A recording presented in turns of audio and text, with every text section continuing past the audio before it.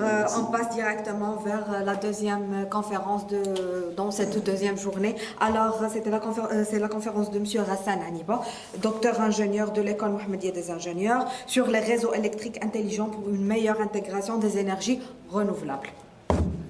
Donc, bonjour à vous. Je ne sais pas si la connexion en ligne ça marche. Donc aujourd'hui, je vais présenter une thématique qui est intéressante, disons, au niveau international, au niveau mondial, mais surtout pour le Maroc. Donc, à savoir la thématique des énergies renouvelables, dans laquelle le Maroc il essaie d'être parmi les pionniers dans ce volet-là, surtout en termes disons, de taille de production d'énergie renouvelable destinée vers l'export. Okay. Donc, le thème de cette présentation, c'est les réseaux électriques intelligents, c'est les smart grids, pour une meilleure intégration des énergies renouvelables. Donc, le plan de la présentation, je vais commencer avec une petite introduction et le contexte, pour voir un peu l'intérêt de la thématique. Par la suite, je vais présenter un slide qui précise plus ou moins, disons, l'objectif de cette présentation, donc les attentes à avoir. Donc, ce que je vise, bon, je vais le détailler par la suite, c'est surtout présenter, simplifier, disons, la problématique pour, par la suite, comprendre l'intérêt qu'apporte le smart grid comme solution. Donc, c'est pour cette raison, on va commencer par la présentation des réseaux électriques classiques. Donc, les trois grandes parties, à savoir la partie production, la partie transport et la partie distribution. Après ça, dans ces trois parties, en fait, du réseau électrique classique, on va présenter les caractéristiques et les contraintes qui satisfait, disons, qu'est-ce qu'on a comme contrainte au niveau de la partie production, qu'est-ce qu'on a comme contrainte, qu'est-ce qu'on a fait comme choix au niveau du transport, lorsqu'on utilisait des sources qui étaient à énergie fossile. Donc par la suite, on verra quand on va introduire des énergies renouvelables, est-ce que ces critères, est-ce qu'ils sont satisfaits? Si ce n'est pas le cas, on devrait adapter la chose. C'est ce qui va faire introduire l'aspect de réseau intelligent, ainsi de suite. Donc par la suite, je vais présenter les sources d'énergie renouvelable, principalement l'énergie solaire, l'énergie éolienne. En fait, c'est surtout présenter leurs caractéristiques. Hein, quel est, disons, l'avantage de l'une par rapport à l'autre. L'une qui marche plus le jour, l'autre, elle marche toute la journée. Donc c'est ce genre de points qui sont nécessaires pour comprendre l'effet de ces énergies renouvelables, surtout quand on aura un taux d'intégration qui est important sur le réseau électrique en entier. Et par la suite, hein, c'est la conclusion plus ou moins de cette présentation, quand on comprendra les contraintes qu'on a présentes, disons, actuellement dans le réseau normal, et quand on verra les caractéristiques des énergies renouvelables, on comprendra le gap qu'il y a entre les deux et qu'est-ce qu'on aura comme outil technologique ou bien autre pour un peu adapter les deux. Donc principalement, on verra les différentes configurations qu'on pourra adopter dans le réseau Smart Grid. Donc actuellement, il n'y a pas vraiment d'un choix standardisé d'une certaine configuration. Donc on verra les différentes configurations qui sont disponibles. Je vais vous présenter un tableau. Disons, comme vous le savez, il y a plusieurs standards. Principalement, c'est I3E et IEC qui proposent les standards sur le Smart Grid. C'est toujours difficile de se retrouver, de savoir exactement quel standard il affecte quelle partie. Donc, je vais vous présenter une carte, en fait, hein, qui facilite plus ou moins, disons, c'est par couche. Et sur la couche, quand tu cliques dessus, tu verras les standards qui sont concernés par cette couche. Et en fin de compte, c'est juste un petit slide disons, qui fait le lien entre le Smart Grid et les différentes technologies qu'on a actuellement, à savoir la 5G pour ce qui est communication, à savoir le blockchain et d'autres technologies qu'on entend ces dernières années, mais qu'en fin de compte, toutes ces différentes technologies sont liées pour une seule vision, la même vision. Et par la suite, on va conclure, disons, la présentation. Donc l'intérêt de cette thématique, donc c'est l'intérêt et sensibilité mondiale envers l'environnement. Donc à peu près une dizaine d'années, on sent que l'humanité en globalité, on vise à prendre soin des ressources naturelles, à moins polluer, on n'est plus responsable. Hein. Donc c'est un peu cette tendance qui a, disons, forcé carrément l'aspect économique à tendre vers des ressources renouvelables. Juste, disons, une petite anecdote, bien un petit rappel, la voiture électrique, elle a été développée, ça fait très très longtemps. Ça a été commercialisé, mais à cause du lobby du pétrole, ainsi de suite, ça n'a pas abouti, hein, ça n'a pas été encouragé dans ce sens. Juste pour vous dire que c'est la communauté, quand tout le monde veut implémenter une chose, ça marche, hein, ça force l'aspect économique à suivre. Il y a un besoin grandissant en énergie, surtout dans la partie électrique. Donc là, c'est une petite courbe qui concerne le Maroc. Donc ça, c'est l'évolution en termes de consommation électrique. C'est en térawattheure. Donc vous voyez que c'est en augmentation, disons, assez importante. Donc sur 30 années, ça a triplé en fait. Vous voyez, donc de 1990 jusqu'à 2020, on est passé de à peu près 10 jusqu'à 30. À part cet aspect de consommation et ainsi de suite, il y a un vrai besoin d'indépendance énergétique. Donc ça, vous pouvez le sentir ces dernières semaines. Vous voyez le bras de fer entre la Russie, l'Allemagne, et ainsi de suite. Et vous voyez que dernièrement, l'Allemagne elle a arrêté le projet Nord Stream qui permettait de transporter le gaz de la Russie vers l'Europe. Donc c'est un peu ce besoin-là au niveau des pays aussi de faire tendre vers ce qui est énergie renouvelable et un peu se détacher de ce qui est toujours pétrole ou bien d'autres ressources qui sont internationaux, hein, entre les différents pays. Actuellement, la production électrique elle est à base principalement des énergies fossiles, donc gaz, charbon, ainsi de suite, donc des choses qui sont polluantes, je dirais plus ou moins. Donc c'est vrai que le charbon c'est polluant, mais par contre, je vous donne quelques petits points. Par exemple, la centrale thermique à Mohammedia au Maroc, c'est presque 90% des rejets en CO2, ils sont capturés à la sortie et ils sont vendus aux cimentiers. Donc c'est pas vraiment, si vous passez par la centrale thermique, vous n'allez presque pas voir de fumée noire, hein. Donc la seule fumée blanche, c'est juste l'eau qui s'évapore. Donc côté, pollution, c'est pas toujours, ils ont pu recycler ce genre de choses. Donc ça encore, c'est la production électrique totale pour le Maroc, encore une fois. C'est un peu la répartition. Donc vous voyez que les grosses parties, c'est le pétrole. L'autre partie en bas, c'est le charbon. Très très peu de la partie en vert, hein, vous pouvez le voir ici. C'est tout ce qui est énergie renouvelable. Juste un petit point, quand je dis énergie renouvelable, je me concentre principalement sur ce qui est solaire, ce qui est éolien. C'est vrai que l'hydraulique aussi, c'est un peu énergie renouvelable. Mais bon, disons que l'hydraulique, il est assez contrôlable, on le verra dans la comparaison. C'est pour ça que je m'intéresse juste à ces nouvelles technologies, à énergie renouvelable. Donc c'est un peu ça, hein. Donc les gens ils ont pensé à utiliser les énergies renouvelables pour faire la production, principalement les deux qu'on entend plus et qu'on implémente un peu partout.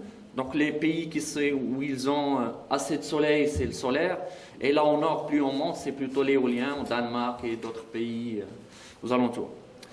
Par contre, ce qui est maintenant les énergies renouvelables, c'est leur variabilité qui est importante et la prévision ainsi devient difficile. Je distingue un peu entre solaire et éolien. Donc solaire, on peut prévoir quand même, c'est assez jouable, mais l'éolien, c'est vraiment, carrément, ça ne sert à rien de prévoir ce que vous allez avoir comme éolienne. Elle peut marcher, le vent il s'arrête, il change de direction, elle peut s'éteindre, s'arrêter carrément, redémarrer, ainsi de suite. Donc c'est des choses qui sont très très difficiles à prévoir, surtout que même la distance, pour ce qui est vent, hein, vous déplacez une centaine de mètres, c'est pas la même dynamique, c'est pas la même chose. Contrairement au soleil, la prévision sur un terrain, hein, c'est une grande superficie, c'est presque la même production. C'est aussi non contrôlable. D'ailleurs, ça je le compare bien sûr aux ressources fossiles. Donc fossiles, vous voulez produire plus, vous ajoutez du charbon, vous voulez produire moins, vous réduisez le charbon. Mais le solaire et éolien, on n'a pas vraiment de contrôle dessus, hein, pour réduire la production solaire, pour réduire l'éolienne. Il y a des petites techniques, mais c'est pas très, disons à grande échelle, c'est pas jouable.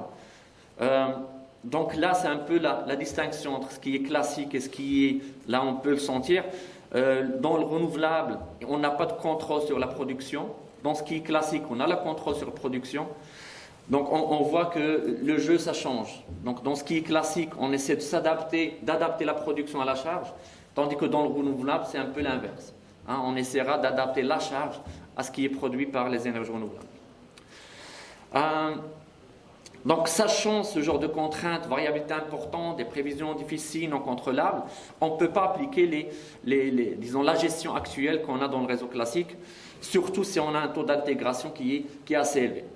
Donc, pour le moment, c'est un taux d'intégration qui est assez négligeable. Quand je parle de taux d'intégration élevé, par définition, on dit que ça dépasse 30%, 35%. Okay? La solution, disons, qui résout ou qui essaie de résoudre quand même cette problématique, c'est les réseaux électriques intelligents, qu'on appelle c'est les smart grids. Donc c'est un peu ça qui va essayer de prendre en compte cette variabilité et trouver un moyen pour faire une gestion qui est plus intelligente, qui est plus rapide, plus efficace. Donc l'objectif de ma présentation, c'est surtout comprendre la problématique, ce qu'on a comme problématique, les contraintes, donc les énergies renouvelables qui sont à grande échelle, disons à taux d'intégration qui est élevé, afin de comprendre l'intérêt de la solution. Donc au départ, j'ai préféré ne pas présenter Smart Grid comme, disons, une boîte noire. Ça c'est Smart Grid, voici les éléments.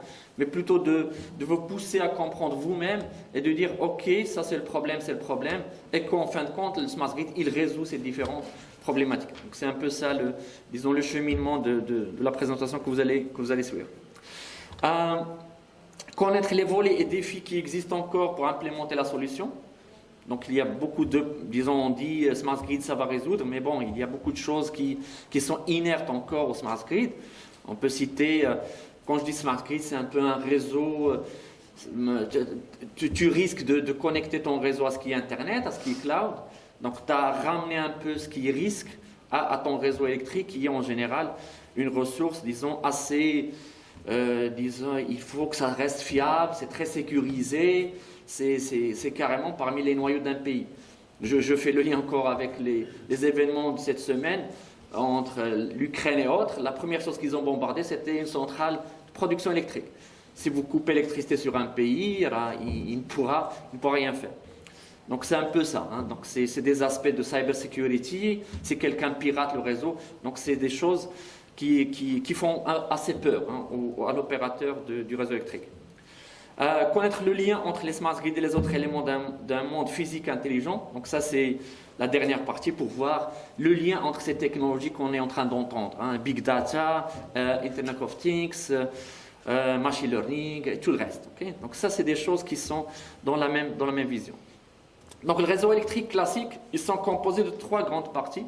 Donc un volet, une partie qu'on appelle la production, partie de transport et la partie distribution.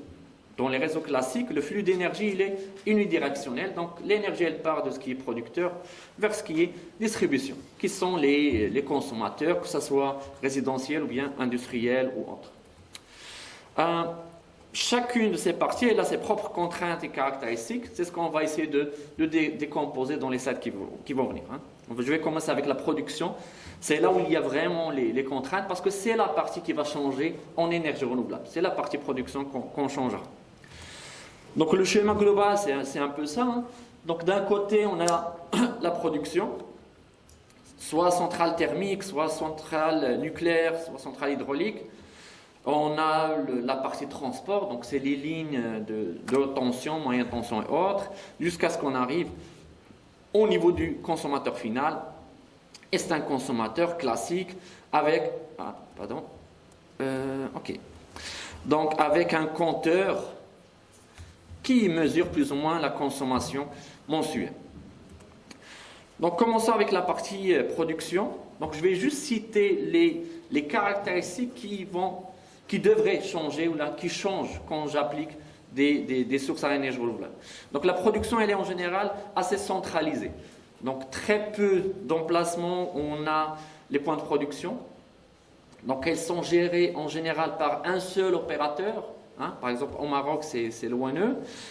Les points de production en général, ils sont sur la côte, sont côtières, parce qu'on a besoin d'eau pour faire tourner la turbine. C'est un peu ça la contrainte, pourquoi c'est au niveau de la côte.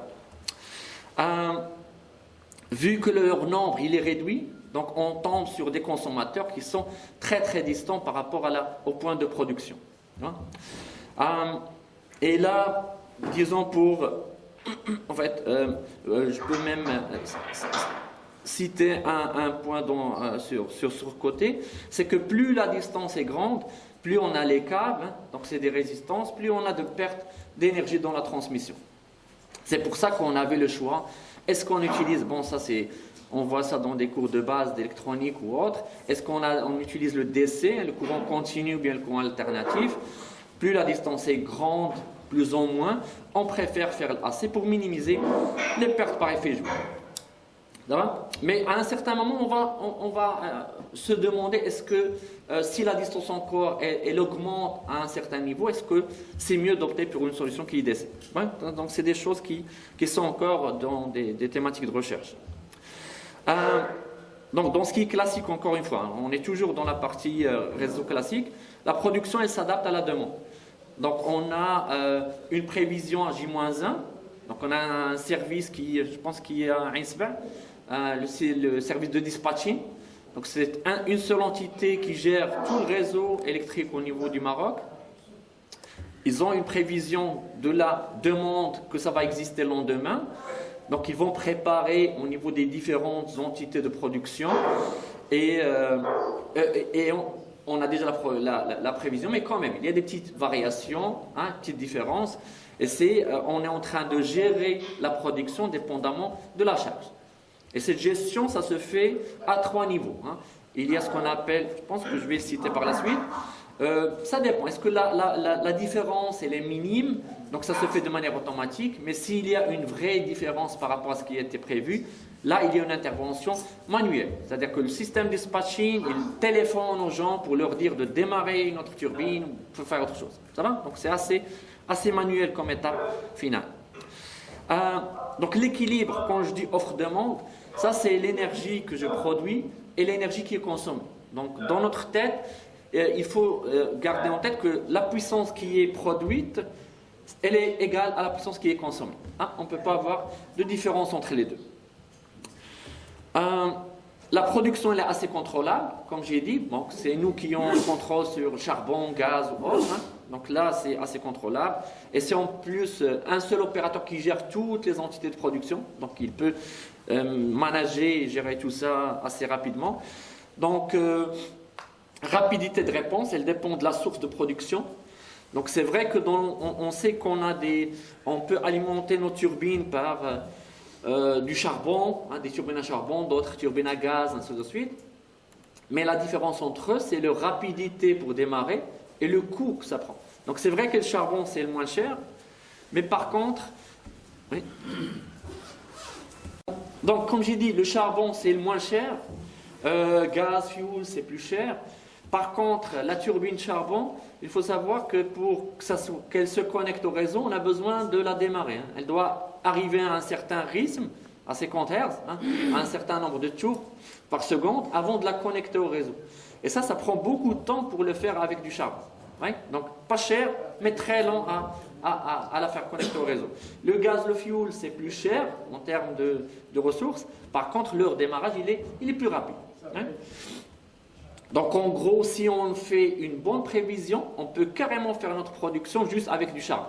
Parce qu'on aura, dès le départ, bien préparé les choses, ainsi de suite. Mais si on se trompe sur notre prévision, on serait obligé de démarrer des turbines de gaz et autres, et qui coûteraient extrêmement cher à ce moment-là.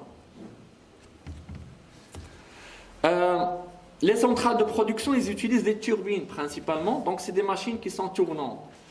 Donc ça, c'est une caractéristique qui est importante dans tout ce qu'on est en train de voir, parce que du moment qu'on a une machine qui tourne, c'est qu'on a un lien direct en ce qui est puissance produite et la fréquence du signal que j'obtiens. Donc le lien, ça ne peut exister que si la machine elle est tournante. C'est-à-dire que si je le compare à l'alimentation par panneau photovoltaïque, on n'a pas ça.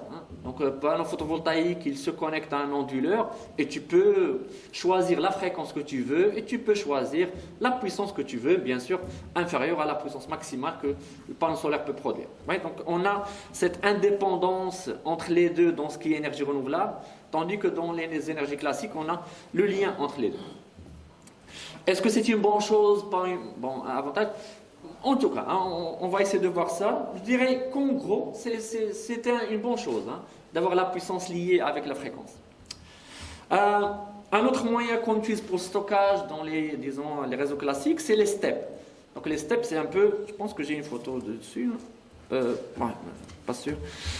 Donc les steps, c'est un barrage, mais au lieu qu'il fait descendre l'eau, il le fait remonter.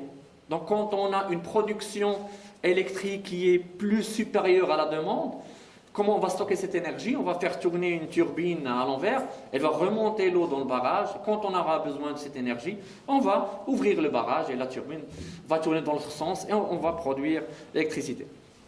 Donc ça, c'est un système qui paraît très simple, on ne perd rien, très efficace en termes d'efficacité. Par contre, c'est extrêmement cher de réaliser une step. C'est un barrage.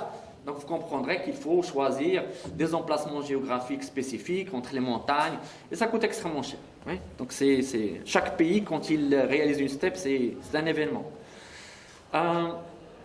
Donc la production, comme j'ai dit, elle est centralisée. Par exemple, dans le cas du Maroc, c'est... oui, non, je pense que c'est le même slide que tout à l'heure, sauf avec les détails. Donc c'est pour ça que je me suis trompé. Donc tout à l'heure, comme je disais, on a la demande on a la production qui s'adapte à la demande. Donc ça, c'est quelques exemples de courbes. J'ai choisi des courbes de 2010. C'est un peu un contexte où il n'y avait pas beaucoup d'énergie renouvelable. C'était surtout pour ça. Donc vous voyez que les courbes, il n'y a pas... Bon, c'est la même tendance en moins. Il y a des petites différences. Pourquoi? Parce que les jours que j'ai choisis, il y a des jours qui sont fériés, des jours qui sont, disons, courants, c'est pas férié. Et ça fait une différence. Mais principalement au niveau du dispatching, il se concentre sur deux principales courbes, ce qu'on appelle la courbe d'été et la courbe d'hiver. Et pendant l'été, en général, la courbe elle est aux alentours de cette courbe d'été, courbe d'hiver. C'est ce que je vais marquer.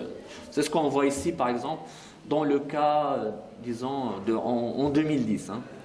Et bien sûr, au service de dispatching, ils tiennent compte de ce genre d'événements. Au Ramadan, la courbe, elle change. Il y a plus de consommation la nuit, il n'y a pas de consommation le jour. Quand il y a des événements de foot, donc c'est des choses on s'attend à ce que la consommation à un certain moment, elle a un pic ou il n'y a pas de pic, ainsi de suite. Donc c'est des choses qui sont assez spécifiques. Le maintien de l'équilibre se fait, comme j'ai dit tout à l'heure, à 3 niveaux. Donc on a le primaire, secondaire et tertiaire. Les deux premiers réglages primaire, secondaire, ça se fait de manière automatique. Donc ça, c'est juste un asservissement. Ça se fait de manière automatique et ça prend quelques secondes. Quand je dis ça prend quelques secondes, c'est pour établir l'équilibre s'il y a une différence entre la demande et l'offre. Le réglage tertiaire est plutôt manuel et ça prend plus de temps, 15 jusqu'à 30 minutes. Ok, donc c'était bon, ça c'est le même slide, je pense. Station de charbon, oui, ça c'était les mêmes. Ok, donc ça c'est un peu les phrases que je citais tout à l'heure, c'est juste que je m'étais trompé de fois. Oui, ça c'est intéressant. Ça c'est quand j'ai dit pour les centrales avec les machines tournantes, ainsi de suite.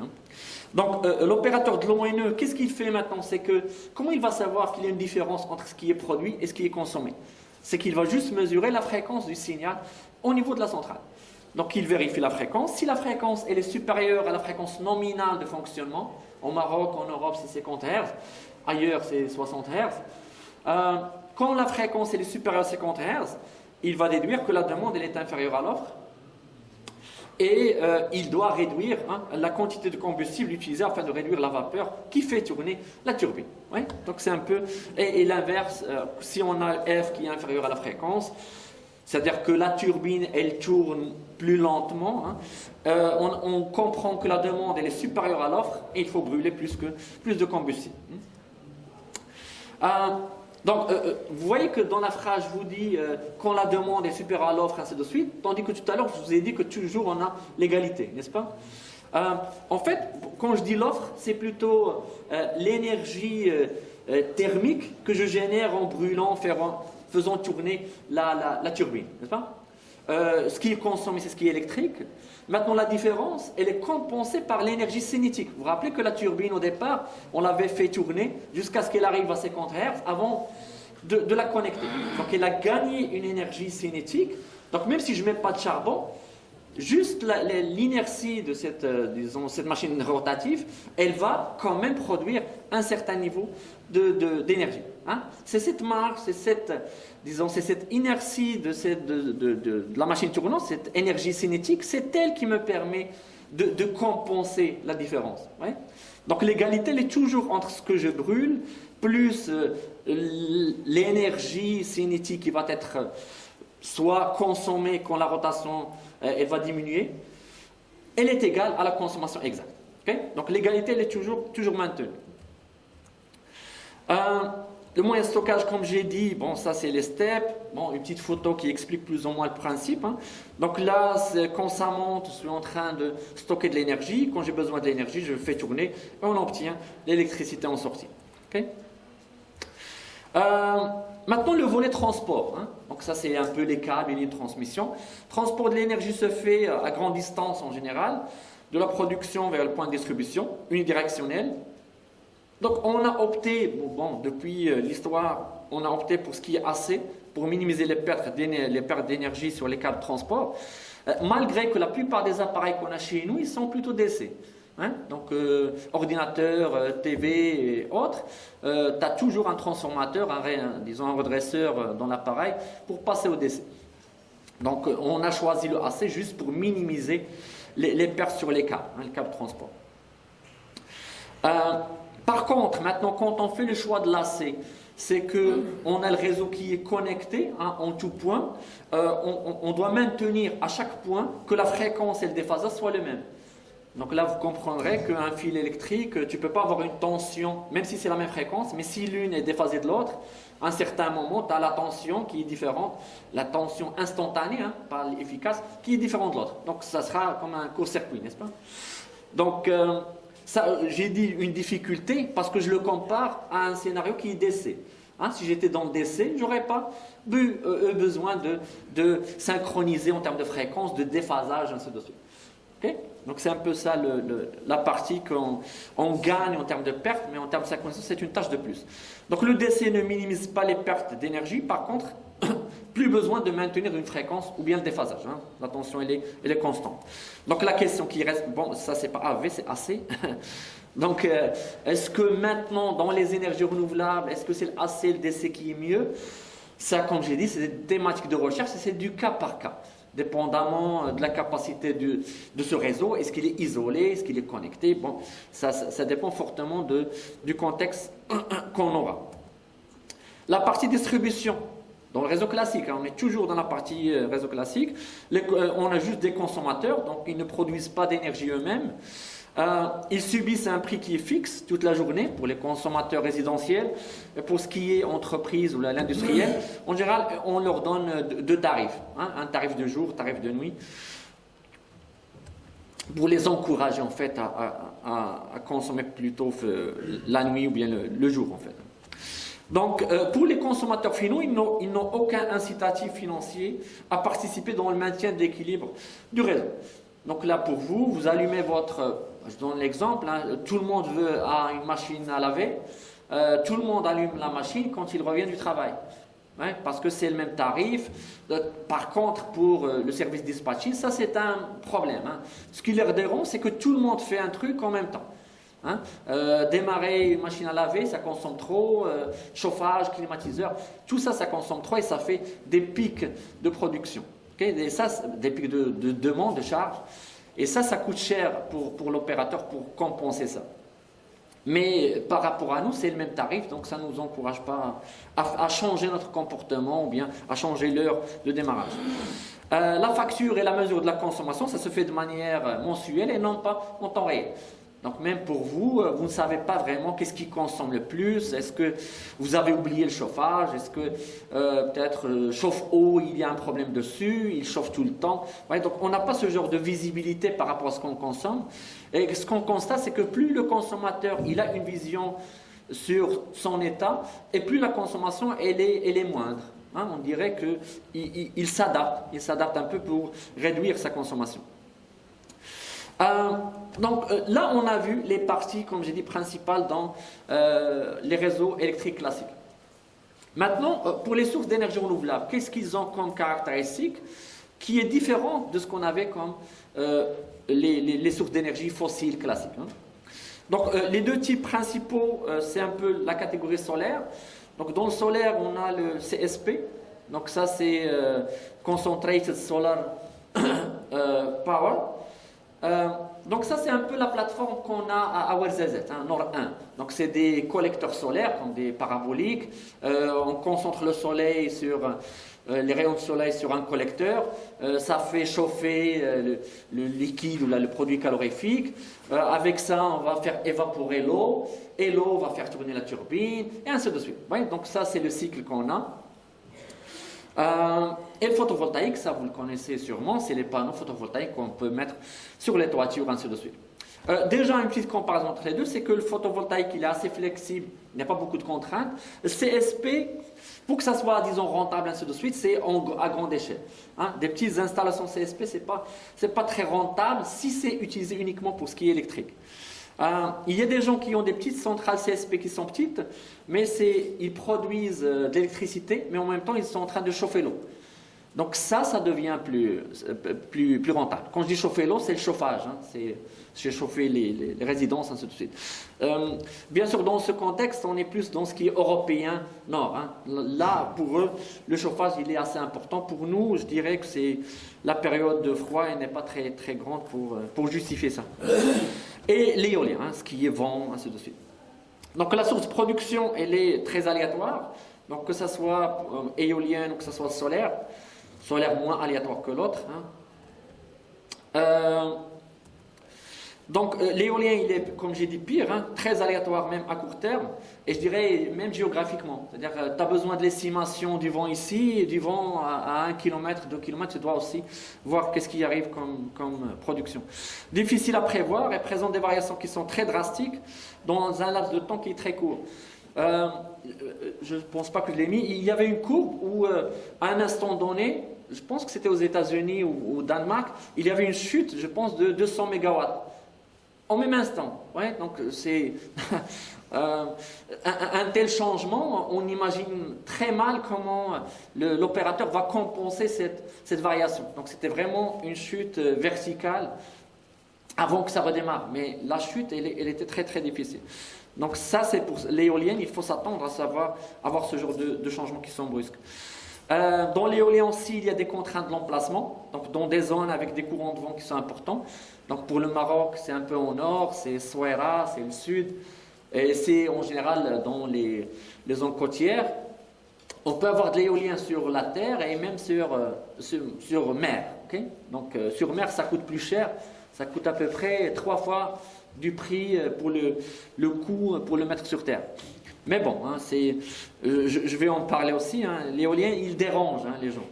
Donc le coût de production du kilowattheure assez bas entre 0,05, ça c'est sur terre, et le 0,15 c'est sur mer.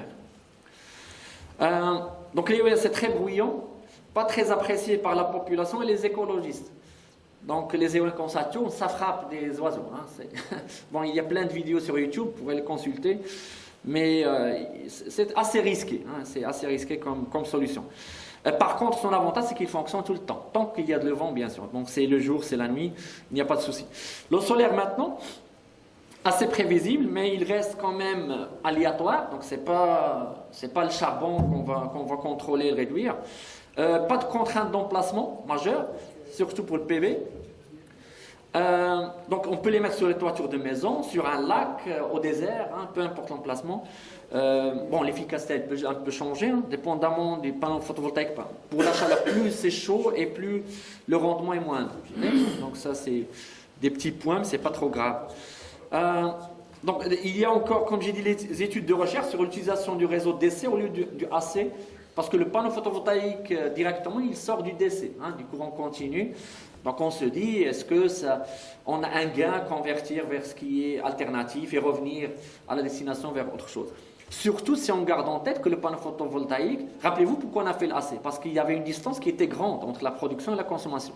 Mais si tu as les panneaux photovoltaïques sur ta toiture ou bien dans disons la résidence, là la distance n'est pas phénoménale, on peut se dire peut-être que le DC c'est une bonne solution. Le coût de production du kilowattheure le plus bas au monde, il continue de baisser.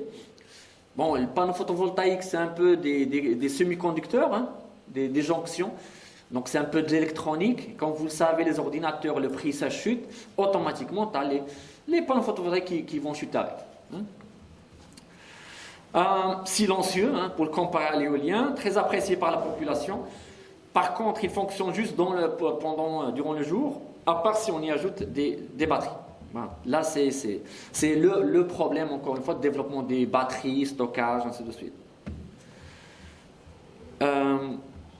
Donc, le premier choix ces dernières années, PV, ça a drôlement, disons, drastiquement diminué. Et le CSP, c'est très mécanique. Le coût, il ne va pas chuter, disons, aussi rapidement que le PV. Il peut être installé en petite ou en grande production. Donc, ça, c'est encore les avantages du PV. Oui. J'ai dit exemple, on peut avoir du PV sur une maison, bien le PV à la plateforme nord de Ouarzazaz. Quelques petites courbes, on a une petite, disons pas plateforme phénoménale, c'est juste 6 kW, on l'a à l'école Mohammedia d'ingénieurs. Juste pour vous montrer, j'ai pris quelques courbes, une d'hier et quelques jours qui sont avant, juste pour voir la variabilité du PV.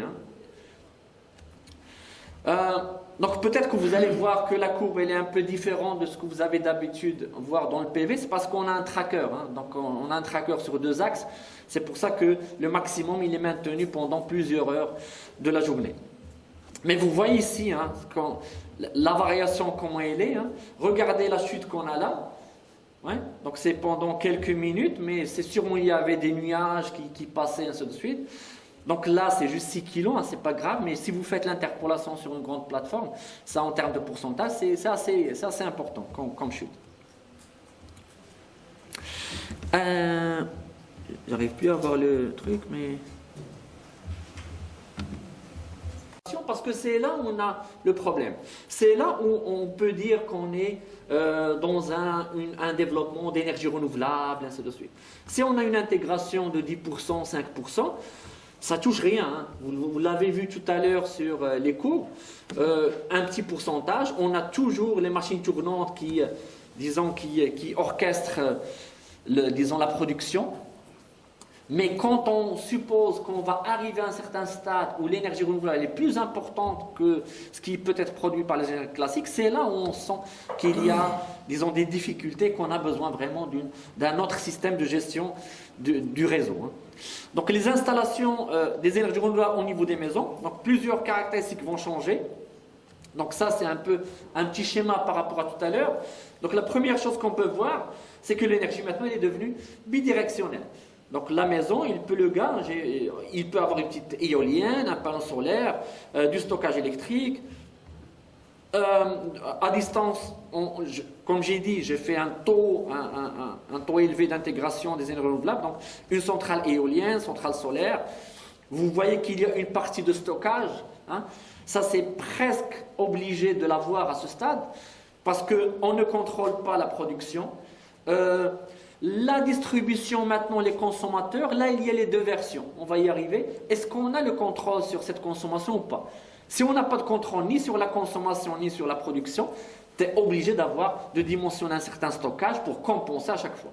Si tu produis plus que ce qui est demandé, tu stockes. Si tu ne peux pas le faire, tu stockes pas. Et ça doit être assez rapide. Par exemple, quand on parle de stockage batterie, c'est assez instantané pour injecter dans le réseau. Par contre, ça coûte cher. La durée de vie de ce stockage, c'est pas phénoménal, ainsi de suite. On a le stockage thermique. ça reste, c'est pas aussi cher que les batteries. Par contre, le démarrage, il est assez lent. Ouais, donc, chaque chose, il y a toujours le coût. Plus c'est élevé, plus c'est efficace, plus c'est pas cher et plus c'est lent. Hein. Donc, le flux d'énergie, il devient bidirectionnel. Maintenant, dans un contexte d'intégration à grande échelle, c'est-à-dire les gens, ils ont installé des panneaux photovoltaïques, ainsi de suite, l'opérateur du réseau n'est plus le seul maître et ne contrôle pas toutes les sources de production distribuées.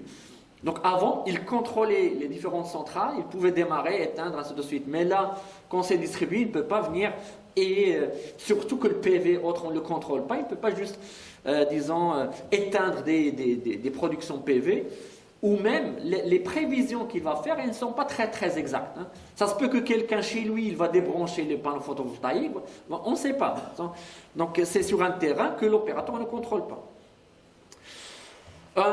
Donc on a dit que la production, elle n'est pas contrôlable. Au lieu qu'on adapte la production à la charge, on peut adapter la charge à la production. Ça, c'est une philosophie qu'on peut adopter. Hein. C'est ce qu'on appelle le demand side management. C'est-à-dire, il y a deux façons de l'implémenter. Soit on va faire des choses pour inciter les gens à consommer avec une certaine manière. Donc, par exemple, je vous donne un exemple. Si je leur dis, l'électricité entre midi et 2, ça coûte 1 dirham. Par contre, le soir, ça coûte 5 dirhams. Ouais. Donc, juste en jouant sur la variation du prix, donc le prix ne sera plus continu pendant la journée, mais je vais l'utiliser comme moyen pour favoriser l'achat. Bon, ça, c'est juste un problème économique. C'est ce qui arrive hein, entre la demande et l'offre. On peut pousser les gens à consommer plus quand on réduit le prix, et on peut faire l'inverse en augmentant le prix. Ça, c'est une façon de faire en jouant sur le prix qui est assez conservative comme façon, très acceptée, ainsi de suite. Il y a une autre façon qui est plus, dure. Hein. C'est que l'opérateur du réseau, il a le contrôle sur des appareils qui sont chez vous. Des appareils qui sont contrôlables. Qu'est-ce que je veux dire par des appareils qui sont contrôlables? C'est-à-dire, je peux les éteindre, les allumer, sans affecter le confort de l'utilisateur. Par exemple, tu as un réfrigérateur, je peux l'éteindre pendant quelques secondes, ça n'affecte rien pour le réfrigérateur, tant qu'il est fermé et tout le reste. Tu as un chauffage, tu as un climatiseur qui est chez vous, je peux l'éteindre tout en garantissant une marge de température que vous avez définie.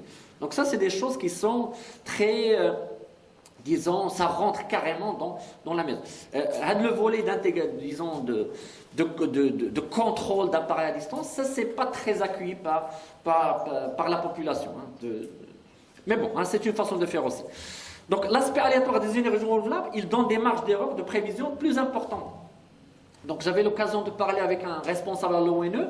Il m'avait dit que les prévisions que Nord, à Ouarzazaz, il leur donnait, ils pouvaient tomber sur des erreurs de 30%. C'est comme si je leur dis, on va produire 300 mégawatts, et ils obtiennent 200 mégawatts. Ouais, donc c'est très catastrophique comme marge. Hein. Juste pour vous dire, hein, pour eux, ils demandaient si on pouvait corriger la prévision juste de 2%, et ils gagnaient des millions. Ouais, donc le pourcentage, c'est très très important comme chose. Besoin de connaître... Pardon? Attends, ok, je vais faire... vous comprenez que l'aspect prévision, il devient le mot-clé. Plus on peut prévoir un truc pour minimiser les erreurs, je sais qu'il y aura des erreurs, mais plus c'est minime, plus c'est le gain. Donc comment je peux prévenir les erreurs? Donc j'ai la charge. Donc la charge en général, elle est assez stable, en gros. Mais maintenant, j'ai des consommateurs qui deviennent des producteurs. Donc comment je vais savoir combien ils produisent, ainsi de suite? J'ai besoin d'avoir des compteurs, n'est-ce pas? Les mêmes appareils que j'avais au niveau de la moyenne tension et de la haute tension, je dois maintenant les installer sur la basse tension. C'est ce qu'on appelle les smart metering ou bien les PMI. La différence entre eux, hein, on va les voir tout de suite. La majorité des énergies renouvelables utilisent les onduleurs et non des machines tournantes. Donc le lien entre la puissance et la fréquence, ça n'existe plus. Un autre problème dans les énergies renouvelables, on n'a plus l'énergie cinétique. Donc avec la partie de rotation qui pouvait compenser un peu la différence, on l'a plus. Donc on a besoin de compenser une erreur très très rapidement. On n'est plus dans les quelques secondes de tout à l'heure, ou bien 15 minutes. Là, on n'a plus cette flexibilité de le faire. Donc vous voyez que la décision, l'aspect manuel, il doit carrément disparaître. Hein. On ne peut plus attendre 15 minutes pour régler la différence. Donc ça va devenir tout automatisé, très très rapide, hein, parce qu'on n'a plus, comme j'ai dit, l'énergie cinétique. C'est là où on opte pour ce qui est, disons, smart grid, un réseau télécom qui est plus, disons, plus fiable. Un tel scénario d'équilibre pour l'opérateur, c'est un vrai cauchemar pour le gestionnaire. Il y a une époque, hein, en 2013 je pense, on parlait de smart grid aux gens de l'ONE, mais pour eux c'était impossible, hein, c'était de n'importe quoi. Hein, pour eux c'était la peur d'avoir un blackout, c'est-à-dire que le réseau en entier tombe en panne. Donc la solution, dans le réseau classique, une grande partie du contrôle est manuel, durée de gestion pendant plusieurs secondes. Utiliser fortement l'avantage de l'inertie des machines tournantes. Maintenant, on n'a pas ces options-là. On doit opter pour un système de gestion qui est plus rapide, automatiser toutes les actions et les décisions et réduire fortement l'intervention humaine pour éviter encore une fois les erreurs. Et c'est ça ce qu'on a appelé le réseau électrique intelligent. Donc la définition du réseau intelligent, dépendamment des entités. Hein.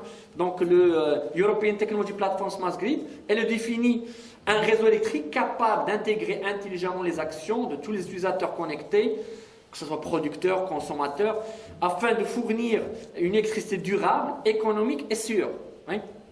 Il utilise des produits et services innovants, technologies, ainsi de suite, contrôle de communication et d'auto-guérison. Qu'est-ce qu'on doit retenir de cette définition vraiment? C'est que le smart grid n'est pas un matériel. Ce n'est pas qu'on va changer le réseau électrique et mettre un nouveau réseau. Hein. C'est plutôt des caractéristiques que doit le réseau qu'on a maintenant, qu'il doit acquérir. Hein. Donc on doit lui fournir des outils, oui, hein, des PMU, des smart metering. On doit lui ajouter une interface de communication plus fiable, ainsi de suite. Donc c'est pas on jette le réseau, on lui fournit plus d'informations, plus d'intelligence. Donc un exemple, vous voyez que les entités qu'on a, on a toujours une production photovoltaïque, toutes les entités qu'on a, mais maintenant on a besoin d'un centre qui gère tout ça. Mais il doit connaître quand même toutes les informations, toutes les entités qu'on voit à l'écran. Il doit avoir en temps réel qu'est-ce qui est consommé, quel est le déphasage, ainsi de suite. Le PMU, par exemple, hein, je pense que je l'explique par la suite. Le PMU, c'est pas un calcul de puissance. Il mesure le courant, la phase et la différence entre le courant et la phase. Hein? Donc ce n'est pas un compteur électrique juste pour la puissance, il mesure vraiment le déphasage. Parce que le déphasage, il te donne une idée sur la charge que tu as. Est-ce que les capacitives, inductives, ainsi de suite. Okay? Donc Smart Grid est le fait d'utiliser une plateforme télécom de supervision de contrôle à distance et qui soit fiable, rapide et sécuritaire. Donc ça, c'est les différentes couches dans lesquelles on peut intervenir. Donc ce qui est bas, c'est ce qui est la partie hardware. Vous voyez qu'en gros, il y a une grande, disons, partie du Smart Grid, c'est plutôt télécom. Ouais. Même si vous cherchez les chercheurs qui travaillent sur ce qui est Smart Grid, vous allez trouver, bon, il y a des noms comme Guerrero, lui, c'est profil télécom. Ouais. Donc il y a beaucoup de chercheurs qui travaillent sur le Smart Grid, ce n'est pas vraiment une catégorie de recherche qui est électrotechnique, ainsi de suite. C'est la partie télécom qui va être modifiée. Donc ça, c'est différentes couches qui affectent le réseau. Donc le PMU, ça on l'explique ici. Hein. Donc grâce au PMU, on a une vue globale sur le réseau. La transmission maintenant entre les PMU et ce gestionnaire, on doit avoir des connexions qui sont rapides et très fiables. Donc Ultra Reliable Low Latency Communications. Donc pour les gens qui sont en télécom, ils peuvent reconnaître ce genre de terme. Hein, et permettant la connexion de millions de connexions simultanées. N'est-ce pas? On a des PMU dans chaque maison, dans chaque appareil. On a besoin donc d'un truc qui est l'équivalent du Massive Machine Type Communications. Et ça, ce sont des caractéristiques, des trois caractéristiques qui définissent la 5G. Hein? Donc, si on n'a pas de 5G, tout ce qu'on est en train de faire Smart Grid, ça ne marche pas. Donc ça, c'est juste pour vous faire le lien, pour vous montrer qu'il y a toujours une interaction entre tout ce qu'on est en train d'entendre. Voiture électrique et tout le reste. Donc ça, j'en ai déjà parlé. Les difficultés, c'est plutôt le côté social. Donc les gens, ils ont beaucoup peur, les données, ils vont servir à quoi? Tu veux contrôler des appareils qui sont chez moi, tu veux savoir qu'est-ce que je fais, hein? Je suis à la cuisine, je dors, hein? Il y a des gens qui n'aiment pas ce genre de collecte d'informations sur eux. Les configurations possibles, donc on peut avoir un lien direct entre le centre de décision avec les maisons, hein? smart maison avec panneaux photovoltaïques et autres. On peut avoir une configuration qui est un peu répartie, hein, donc ça dépend de la taille, disons, du nombre de résidents et de suite. On peut avoir une configuration qui est mesh, c'est-à-dire tout le monde échange les informations entre eux pour faire une décision peut-être qui est meilleure.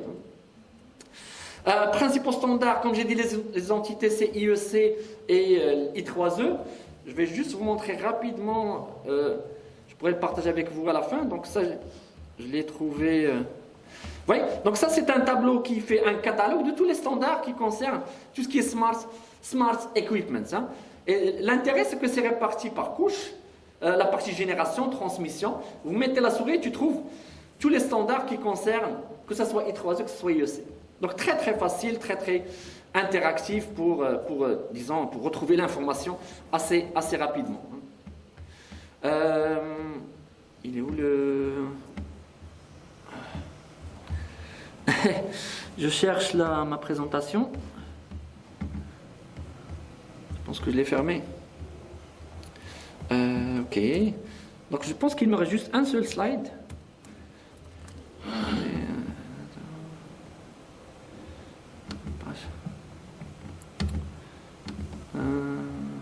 En tout cas, je vais descendre rapidement avec ça. Faut bien glisser. Désolé. Oui, donc on était dans les standards, n'est-ce pas? Donc c'était ça. Mot de page, non.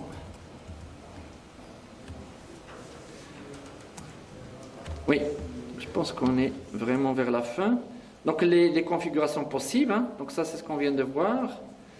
Les standards. Oui, et le dernier slide je pense, hein, c'est le perspective. Donc là, par contre j'aimerais bien le faire plein écran. Je sais pas si c'est... Non. Juste une petite seconde.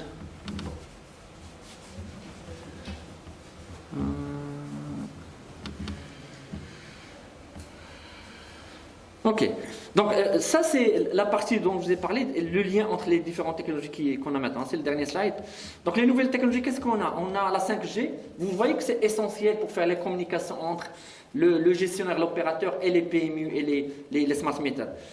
La voiture électrique, hein, et les tendances, là elle peut être utilisée pour faire le stockage.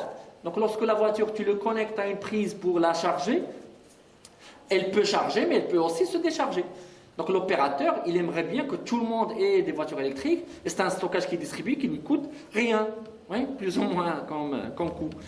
La décision de contrôle maintenant, on a une collecte d'informations, disons, qui est phénoménale, n'est-ce pas? Mais maintenant, pour prendre la décision, on peut utiliser des algorithmes de machine learning et tout ce qui est connecté à ce qui est data science. Le blockchain donc, sera nécessaire aussi pour fiabiliser les échanges de données entre les différents usagers.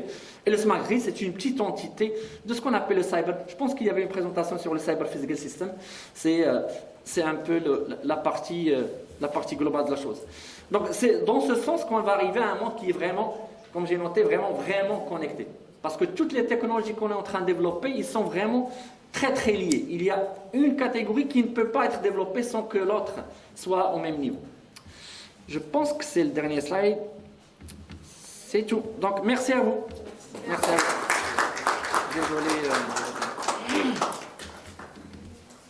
Désolé. Merci à vous, Monsieur Hassan. Merci à vous pour la présentation, pour la qualité de la présentation, pour la qualité des informations partagées. Donc, je pense qu'on va prendre des questions pour professeur Hassan, s'il y a des questions. Donc, maximum de questions, oui. À vous la parole. Donc, je vous donne juste... Donc je vous remercie, professeur Hassan, pour votre intervention très intéressante et très riche. Donc je ne vais pas trop tarder, j'ai une question par rapport au smart grid. Est-ce que le modèle que vous avez présenté intègre les problèmes de cyberattaque comme on a connu dernièrement au niveau de l'Inde, où toute une ville était atteinte pendant plusieurs heures? Merci beaucoup. On dit que du moment que tu veux faire interconnecter plusieurs entités, avant le réseau électrique, il était vraiment isolé. Donc l'opérateur électrique, il avait son propre réseau télécom, son propre réseau de communication, ses propres lignes de fibre optique, donc c'était très très sécurisé. Mais dans une philosophie de smart grid à grande échelle, on est obligé de passer par des entités qui sont, j'ai dit la 5G, donc c'est un opérateur télécom, donc c'est plus un réseau qui est propre à l'entreprise. Donc cet aspect cybersecurity, ça c'est le vrai problème. Il y a beaucoup de travaux qui ne parlent que de ça. Hein. C'est les mêmes problèmes qu'on a dans les réseaux Internet, disons, un réseau de communication normale. Il y a toujours des failles. Sauf que dans ce qui est informatique, c'est pas trop grave. Tandis que si quelqu'un pirate une centrale, ainsi de suite, ça c'est très très grave comme solution. Il y a des standards, en fait c'est juste des directives, hein, pour dire voici ce que le système doit supposer. Mais c'est juste carrément du texte. Hein, s'il y a une attaque, le port doit être, voici ce que tu dois faire comme réaction, ainsi de suite. Mais vraiment une solution absolue, ainsi de suite, il n'y a pas de standard qui dit voici l'option qui va être adoptée. C'est un volet de recherche assez consistant. Bonjour Sersan, cher ami. Donc je tiens à vous féliciter pour la conférence, elle est très très claire et riche. Donc ça réunit l'énergie, ça réunit les télécommunications, l'électronique, donc tous ces aspects-là. Alors, juste deux petites remarques. D'abord, le côté innovation dans cette forme d'énergie, il est très important. Donc, il y a l'éolien, il y a aussi le solaire, mais il y a d'autres formes d'énergie où il y a des inventions. Je donne un exemple, par exemple, les vagues. Oui. Donc, il y a la création aussi d'énergie et il y a d'autres formes. Ça, c'est le premier point. Deuxième point, où est le côté télécom, là où il y a le 5G. Donc on ne peut pas imaginer, c'est-à-dire les communications dans un smart grid sans la 5G. Donc ça, c'est une forme d'énergie qui est très importante. Donc le côté communication. Mais on oublie un point, donc c'est un débat actuellement à l'échelle mondiale, c'est l'effet des ondes électromagnétiques sur l'être humain. Donc c'est en relation avec l'énergie. Donc on parle de tout ce qui est nouveau, c'est-à-dire smart city, etc. Mais on oublie un point qu'on ne veut pas discuter à l'échelle mondiale. Il y a beaucoup de recherches là-dessus. C'est on aura une pollution électromagnétique. Il y a peu de gens qui parlent de ça. Et on ne s'attend pas que les opérateurs télécoms parlent de ça.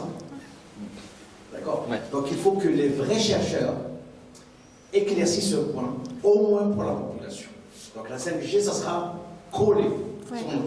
Et on aura des ondes électromagnétiques. Attention, ce n'est pas 900 mégas, ce n'est pas 1800, ce n'est pas 2100, ni 2600. C'est de 28 gigas. Et on peut même passer à 60 gigas. Pour le médical, ça sera 57 gigas. Donc ce côté-là, c'est vraiment à discuter. Disons, tout ce qui est communication sans fil. Peut-être qu'il y a un petit point qu'on a développé aussi, qu'ils ont développé dans le standard, c'est des communications qui sont PLC, des Power Line Communication. Donc la communication, les informations, on peut les transmettre sur le câble électrique lui-même. Donc ce n'est pas nécessaire que la partie sans fil soit de la maison jusqu'à. Hein, ça se peut que, disons, on peut utiliser des informations qui sont transmises avec le signal électrique à une certaine distance pour éviter plus ou moins le problème dont vous avez cité. Ça peut être à travers la fibre optique. Fibre optique, non, je pense pas. C'est juste le câble. Parce qu'en fait, le courant électrique, c'est 50 Hz et on envoie un signal sur une fréquence qui est différente. Donc c'est un peu ça. Merci, professeur. La qualité de votre présentation, donc qui touche vraiment un sujet très important d'énergie, car le monde entier c'est-à-dire les sources d'énergie. On parle maintenant au niveau marocain, au niveau national. Alors, vous avez donc parlé de smart grid au niveau national. À quel point ce projet se réalise au niveau national? Au niveau national, une plateforme solaire qui est OSSS. On a des plateformes éoliennes à Tanger, à Souera et même au sud. Donc côté production, on est vraiment en avance. Le côté maintenant smart, ce que je peux vous dire, c'est l'ONE a commencé à installer pour les nouveaux abonnés des compteurs intelligents. Donc au lieu d'avoir un compteur électrique normal, ils vont commencer à déployer des compteurs intelligents. Donc est-ce qu'ils utilisent maintenant l'information qui est collectée? Pour le moment, non. Mais au moins le hardware, la couche physique, c'est en cours d'implémentation. Donc si vous m'avez demandé ça il y a une dizaine d'années, l'ONE c'était vraiment contre tout ce qui est... Donc c'était un peu science-fiction pour elle. Donc Smart Grid, où tu lui dis je vais injecter dans le réseau autre, c'était pas très disons, d'actualité. Mais là, ils sont vraiment dans cette vision, et ça, comme j'ai dit, ça évolue petit à petit. Hein, ça évolue vraiment petit à petit. Ça coûte cher, et vous savez, un ONE c'est en déficit, il y a beaucoup de choses plus économiques que techniques qui bloquent la chose. Ok, j'ai pas fini ma question. Donc, Oui, allez, quoi, Sébastien. merci. Alors, Parlons maintenant que c'est une source d'énergie, et donc si vous avez des connaissances sur l'énergie, bien du sel, le sel à vous donc le sel, il y a un article, c'est la transformation de sel en énergie. Alors donc le sel se chauffe, et le chauffement chimique ou des réactions chimiques entre les molécules qui comprennent les sels de la mer donne une énergie, mais donc c'est un projet sur lequel existe